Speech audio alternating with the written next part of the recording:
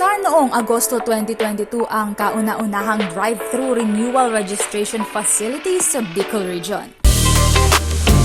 Ang concept is paano natin pabibilisin yung process without compromising yung safety ng inspection, without sacrificing yung processes na ginagawa natin.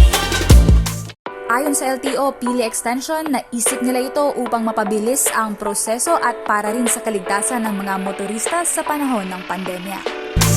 COVID response, less contact sa ating mga clients and sa ating mga empleyado. Simple lamang ang proseso.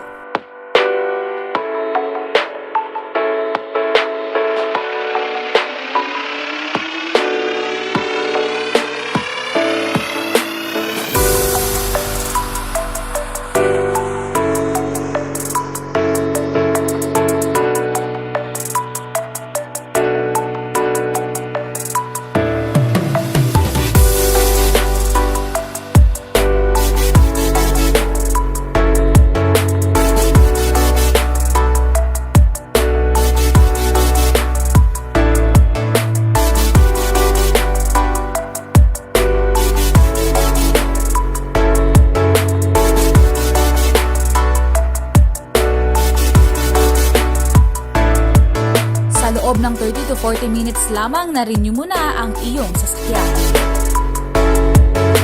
Simula nang binuksan ang drive-thru facility na ito, dumami ang mga positibong komento sa social media at mas dumami rin ang nagpaparenew ng kanilang mga bihikulo.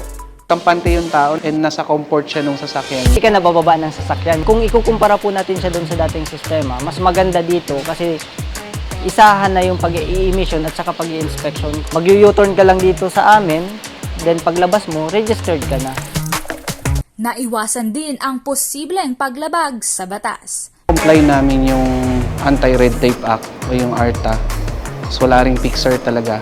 Pumunta lamang sa Zone 4 Kadlan Pili Extension Office o bisitahin ang kanilang Facebook page, LTO Pili Extension Office. Sing Nantes, CSN.